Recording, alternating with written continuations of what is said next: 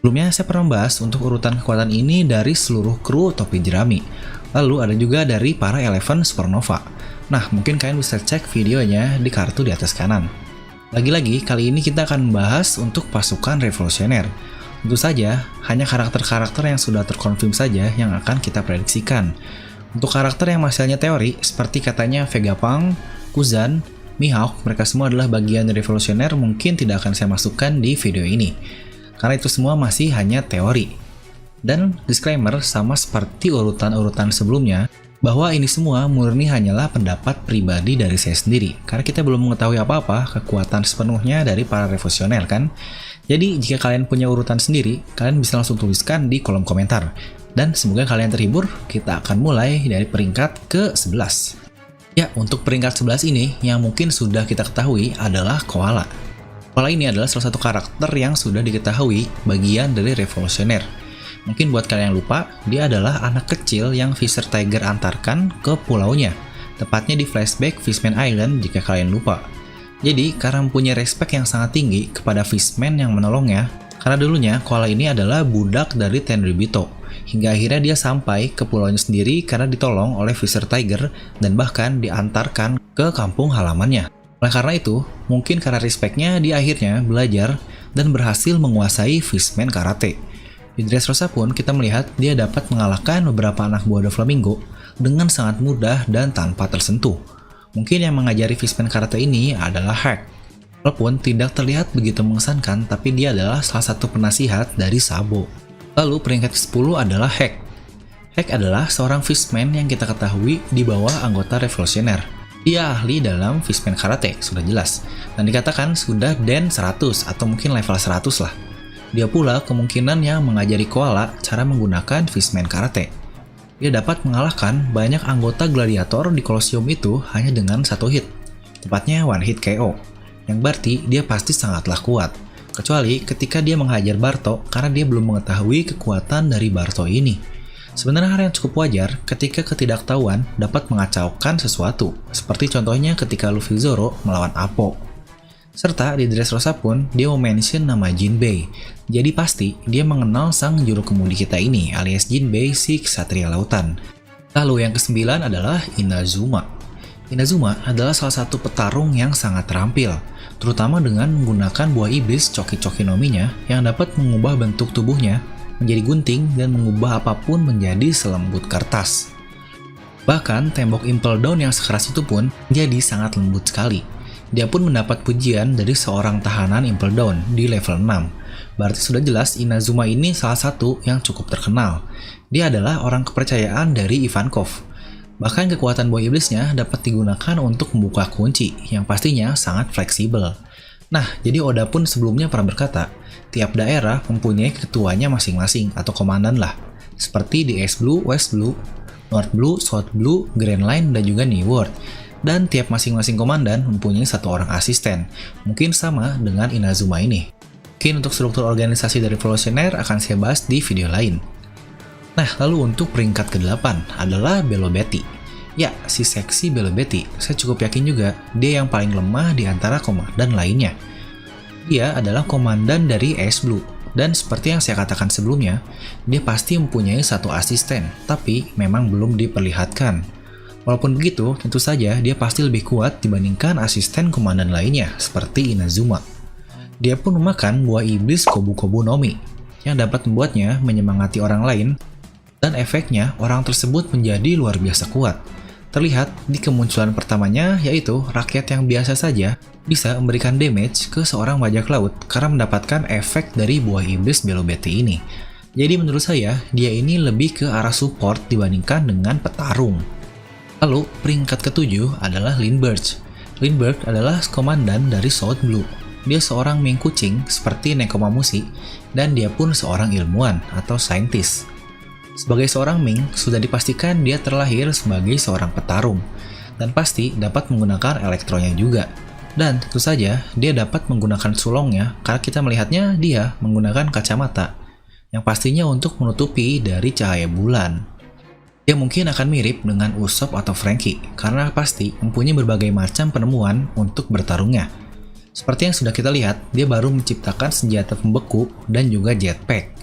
Dan karena itulah, saya sebenarnya cukup yakin jika Vegapunk bukan seorang revolusioner. Karena mereka sudah mempunyai ilmuwan lain yang mengisi peran dari Vegapunk. Saya pun punya teori yang cukup menarik tentang temuan lain dari Lindbergh. Mungkin akan saya post di video lainnya. Lalu untuk peringkat ke-6 adalah Morley. Morley adalah komandan dari West Blue.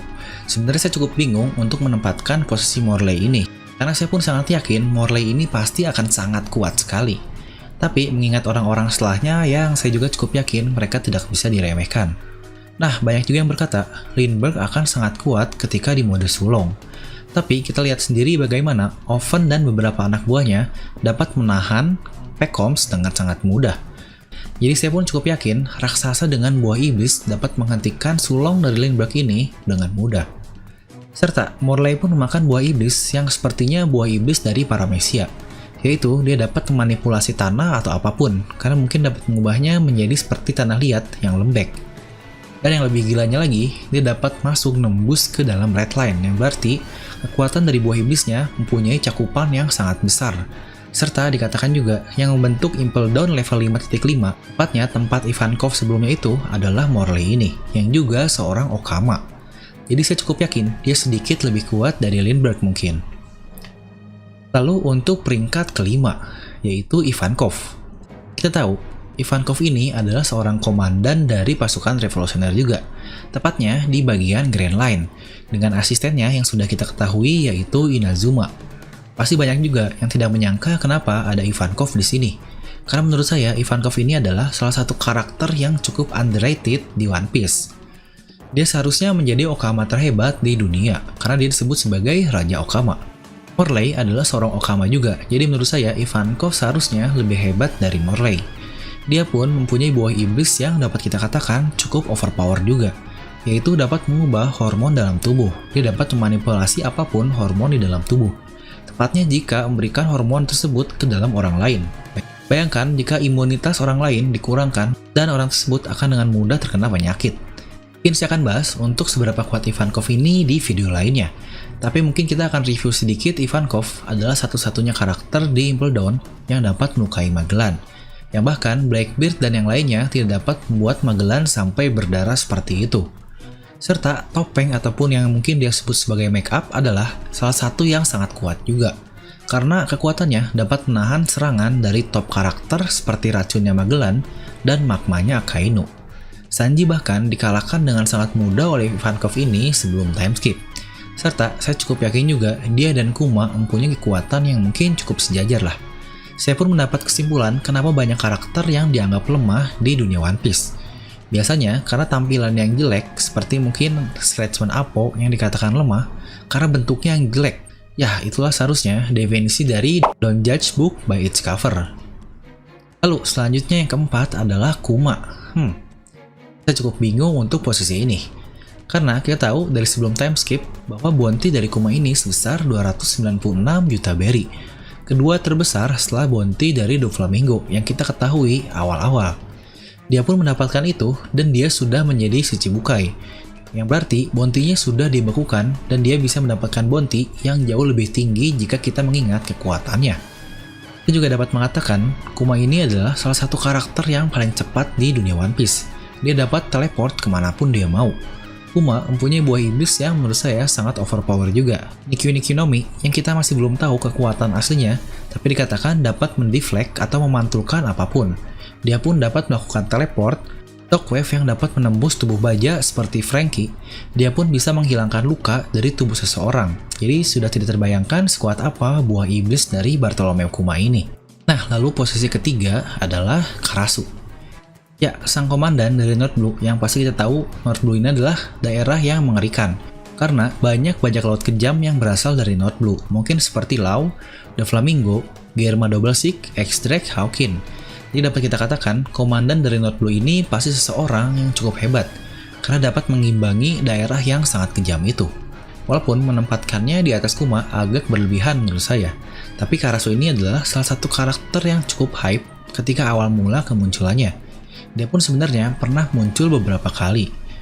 Gagak yang selalu ada bersama revolusioner, dan dia pula pernah muncul di Dressrosa dengan Sabo.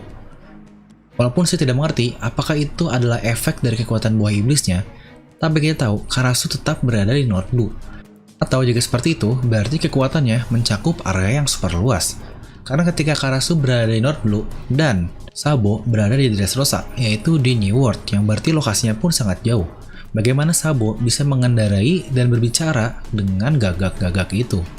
Serta sebenarnya saya pernah membahas kekuatannya di video ini, walaupun masih sangat membingungkan apakah sebenarnya kekuatan dari Karasu ini. Apakah dia Mythical Zoan atau mungkin Logia? Tapi yang pasti, dia sangatlah kuat. Lalu yang kedua adalah Sabo. Sabo adalah komandan staff atau mungkin disebut sebagai Chief of Staff yang dikatakan sebagai orang nomor 2 di Revolusioner.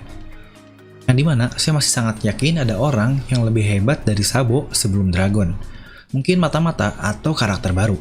Walaupun saya pernah membuat salah satunya yaitu Mihawk di video ini. Mungkin kalian bisa cek karena menurut saya itu cukup mind-blowing. Serta saya cukup yakin juga bahwa Sabo ini bukanlah komandan dari New World. Dimana sebelumnya saya berkata masing-masing lautan biru ada, lalu Grand Line pun adalah Ivankov, dan pasti ada satu lagi yang sangat kuat, yaitu komandan dari New World beserta asistennya yang belum kita ketahui. Saya lebih merasa Sabo ini adalah asisten dari Dragon dibandingkan komandan lainnya. Dia pula dilatih oleh Kuma di masa kecilnya, jadi seharusnya dia tidak cukup kuat dibandingkan para pasukan lain, tapi anggaplah Sabo ini orang nomor 2 di Revolusioner. Kita tahu saat ini Sabo mempunyai bounty sebesar 602 juta berry. Dan sekarang dia memakan salah satu buah iblis terkuat yaitu merah-merah nominya S. Hakinya pun sudah kita tahu sangatlah hebat. Dia mempunyai style martial arts yang sangat aneh yaitu Dragon, di mana dia membuat tangannya seperti cakar naga. Kita pun tahu Sabo ini mempunyai haki yang sangat hebat dan saya juga sangat yakin dia sudah menguasai advance armament haki. Dan dari itu semua, Sabo cukup kuat untuk menahan seorang Admiral Fujitora. Dan untuk peringkat pertama, ya sudah jelas ini adalah Monkey D. Dragon. Ya untuk masalah ini sepertinya tidak perlu dibahas lebih lanjut. Dragon adalah orang yang paling dicari di dunia ini. Dimana dia memimpin dari orang-orang hebat yang saya sebutkan sebelumnya. Dia anak dari sang pahlawan Gap dan bapak dari buronan seharga 1,5 miliar berry. Saya tidak akan membahas kekuatannya di sini karena akan sangat panjang dan berteori lagi. Nah, jadi segitulah menurut saya urutan kekuatan dari pasukan revolusioner. Ingat, ini semua hanyalah pendapat pribadi saya sendiri. Kalian bisa langsung tuliskan pendapat kalian di kolom komentar di bawah.